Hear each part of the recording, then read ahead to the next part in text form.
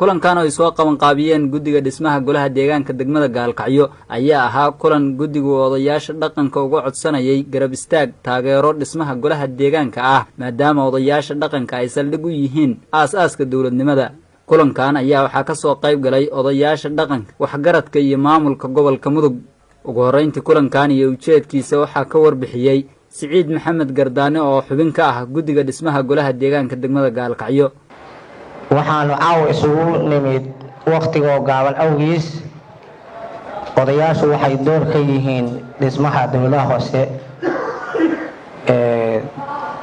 degmo kasta qaasabta degmada Gaalkacyo cid waliba door bay ku leedahay. Golaha Degaanka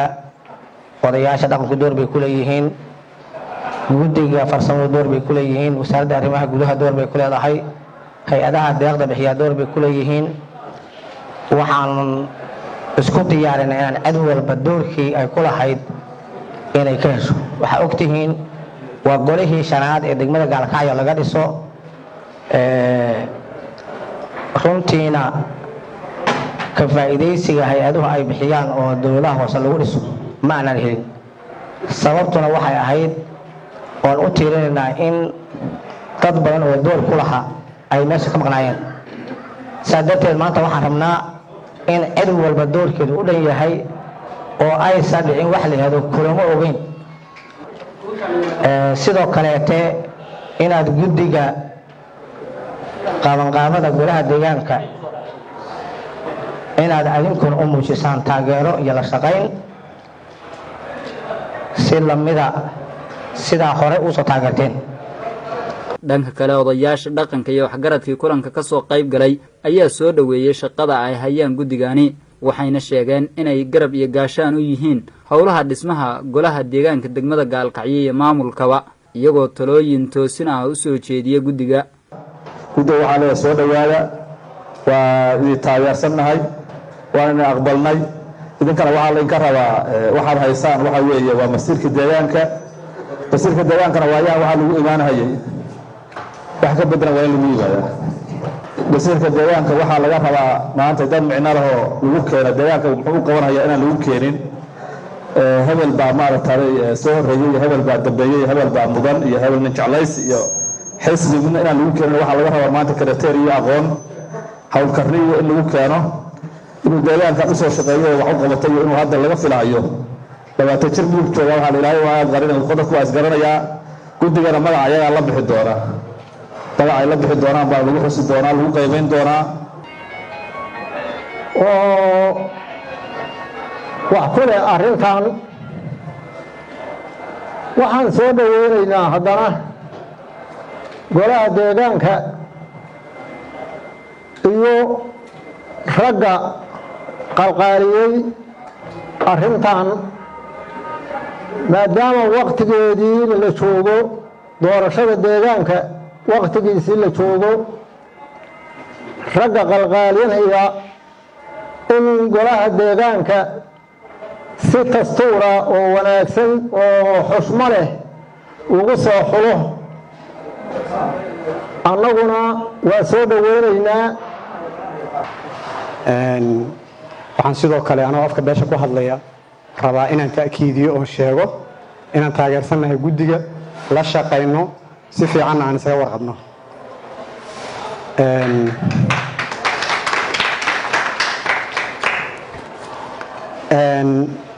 waxa ugu badan oo hadda loo baahan yahay waa inaan isla garanaa fiican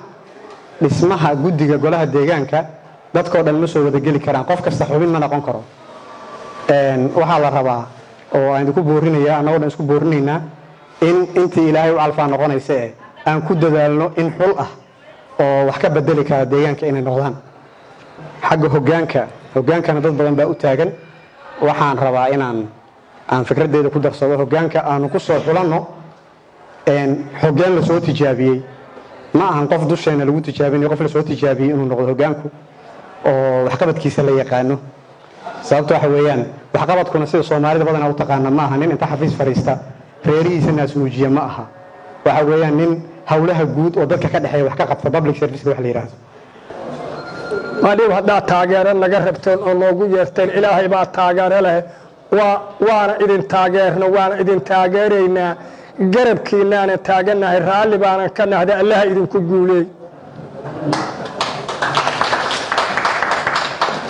annaga dhinacayaga waa intaasoo war damba nooguma laabna aan ku ballanay dalka iyo dadka wuxuu qabta ilaahayna haydinla jir waxaan kaloo ku darahayaa walaa ama rag hees loo tumo iyo geed har weyn noqoto guddiyow ama laydinku harraa sidii hiilacas laga guuray waxaanan u qabaa inaan gacanta u taagno inaan taageersannahay guddigaas 13 oo guddoomiyaha ka yahay Siciid Salaad Cilmi guddoomiyaha ku-xigeenkan uu ka yahay Maxamed Ali Xirsi inaan taageersannahay kulligeena gacanta inaan u taagno dibadda iyo daaqilba waa laydinka taageersan yahay waana la ka dhageysanayaa sidaas aad horta ku shaqaynaysaa niyadiina ay tahay wixii aad ku shaqayn lahaydeen iyo karateeriya iyo hebel baa la keenayaa iyo saytaana markii wasiirka arrimaha guduhu yimaado oo arrintaas iyaga dambaysaa gudoomiyaha Gudiga Dhismaha Golaha Degaanka Degmada Gaalkacyo Siciid Salaad Cilmi ayaa ballan qaaday inay ku shaqayn doonaan rabitaanka bulshada oo ay garwadeen ka yihiin odayaasha dhaqanka waxa weeye wax qaybtii iyo barnaamijkii kale maanta wasiirku noo yiraahdo sidoo kale in ku keenyeerayna adinka xilkii ku wareejayna inaad wax qaybsataan oo ummadda gobolkan degan wax qaybsataan duqadiba golaha deegaanku wax tiro iyo tayo iyo yaraan ku xiran ma waa matalaad weey qancin weey raaliska noqosho weey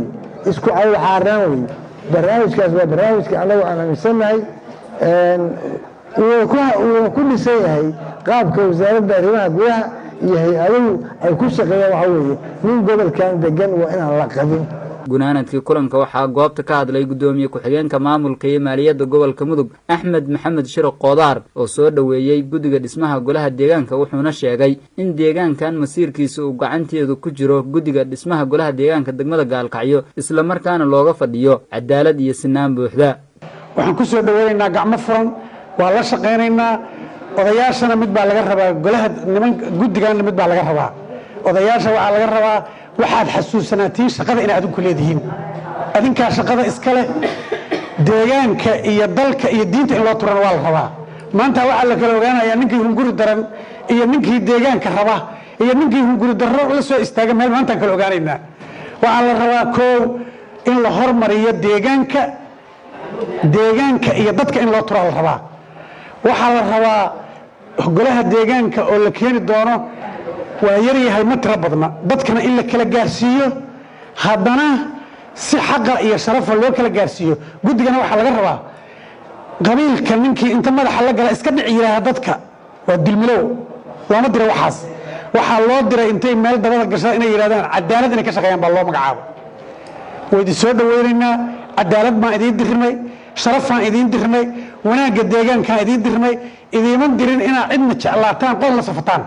lama safakartaan haddii cidiin booyaan kulankan ayaa ku soo beegmaya xilli shalay la meel mariyay golaha wasiirada cusub ee dawlad goboleedka Galmudug oo dhawaan uu soo magacaabay madaxweynaha Galmudug Axmed Cabdi Kaariye kuwaas oo ay qayb ka tahay wasaaradda arrimaha gudaha iyo dawladaha hoose isla markaana hogaamin doonta shaqada Gudiga Dhismaha Golaha Degaanka Degmada Gaalkacyo Saadad Siciid Nur Galmudug TV Gaalkacyo